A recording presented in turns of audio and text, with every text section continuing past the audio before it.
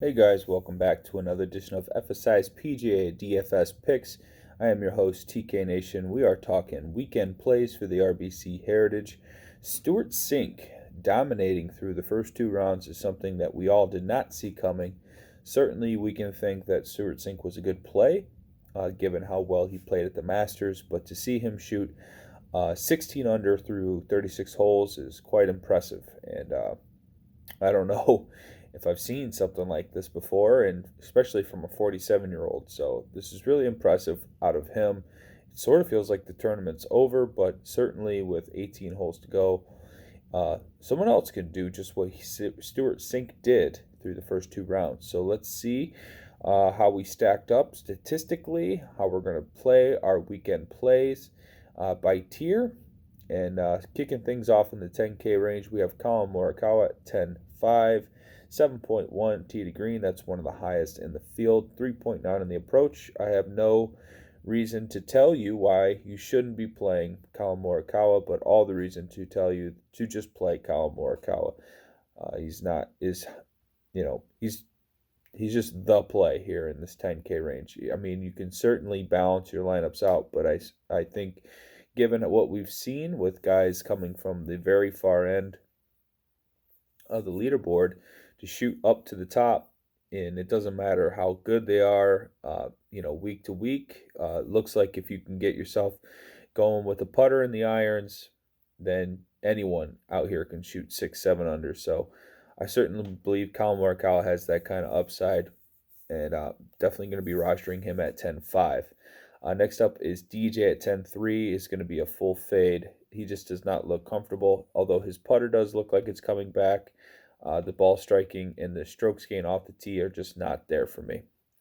Webb Simpson, he's doing quite well. Ball striking 5.4, but he is losing 2.1 on the putting surface, which is pretty abnormal for him here at the RBC. These are typically greens he puts really well on, so maybe there's some positive regression to be had with Webb Simpson. 9K, I don't mind Cam Smith at 9.9. He kind of faded away today after shooting a 61. I think he was the only guy that could have kept up with Sink when Sink was playing as well as he did, but he just kind of was average today. And I'm wondering if, he's just a little tired from contending at the Masters and now firing a 61. We'll see. I don't think he's certainly done. I think he might have some more to give, more to offer. I think he's a decent GPP play. Zalatoris at 9.7, 3.2 tee to green. I think Zalatoris is just going to keep hitting the ball well. He's going to keep trying to make putts, and that's going to be his formula for the weekend, and I think he's a good solid top 20. Next up, we have Corey Connors at 9.5. This is my favorite play in the 9K range. 6.3 tee to green, 4.5 on the approach. He is just striking the ever-living shit out of the ball.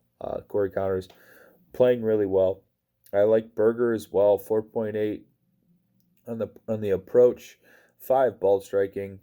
Berger's yet to figure it out on these greens, and I think there's going to be a big round from him soon, and I'm thinking it might be tomorrow. I'm going to try to jump on it for GBPs. I think Answer is another solid play, another golfer really hitting the ball well. Connors, Berger, Answer, my favorite plays in this 9K range.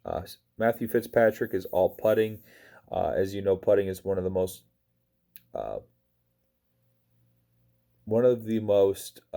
high variant stats you can base your picks on, and I think that putting could regress, and then without ball striking, it could turn into a mess. So coin in the phrase now. 8K, I do like Sanjay M. 6.2 ball striking. That's one of the highest in the field. I mean, telling me he's keeping the ball in play no matter what. 3.6 on the approach. These are really good ball striking numbers. I think Sanjay's going to top 5. I really like him on a weekend format.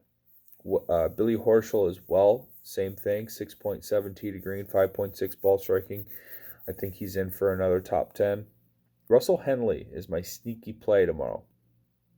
4.5 on the approach, 5.9 tee to green, 5.7 ball striking. He's sitting in 40th, losing 4 strokes on the putting surface.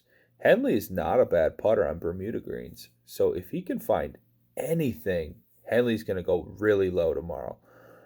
So I would really like that play for Showdown and in weekend. I think that's a really sneaky play. Harold Varner III, another solid play at 8K.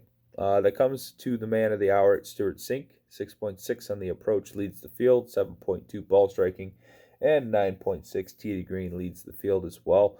16 under through 18 holes. It's quite impressive. Stewart Cink absolutely nuts right now. I don't think there's any reason to fade. The ball striking numbers and the confidence are just ripping through this golf course, and I think it continues. Emiliano Grillo with the surprise round, kind of surprise tournament for me. I did not have any faith in Grillo. Typically not a guy I play given his volatility, but 8 strokes tee to green is really impressive. So is 8.6 ball striking, 5.8 on the approach. He's only 7,700. I mean, he's not a secret to anyone, but certainly with these ball striking numbers, he's going to continue to do as well as he's done. Michael Thompson and Ian Poulter, they look good on paper, but when you turn around and look at the statistics, you'll see that all these guys have been getting by with is their putter. And as I mentioned with Fitzpatrick, it's one of the most volatile stats, and we could definitely see some regression. Without the consistency from their ball striking, I think they're better bets to fade than better bets to play. Tom Hoagie, Shane Lowry, Brennan Grace, Wesley Bryan will round out my 7K range. All strong candidates with really good ball striking. Wesley Bryan just loves this golf course. 6K, I really like Luke List. The guy that was last in, pushed the cut to -2. He's 3.1 on the approach. It's really solid approach numbers. His tee to green's really good. He just can't putt, and that's just always the case. But if he's going to continue to hit the ball well, down here in the 6K range, I really like Luke List. Roy Sabatini, 4.5 on the approach, 5.9 ball striking, 5.5 tee to green. Lost 3.6 putting. So if Rory Sabatini can figure it out just as much as the same as Noren, but Noren, instead of with the approach, he's doing it around the greens, but he's still 5.3 tee to green, losing 3.4 on the putting. So I'm betting on Sabatini and Noren as my punts, just to go based on how well they're hitting the ball. I need them to hit some putts tomorrow in order to pay off their salary, even if it is down below the 7K line. We have Shank, Tom Lewis, and Andrew Landry as the extreme punt plays of the weekend.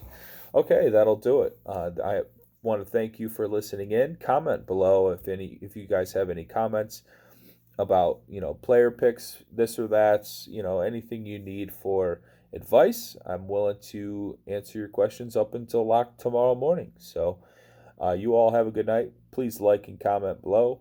Subscribe to the channel and follow me on YouTube at TKNation47. All right, guys. Thanks.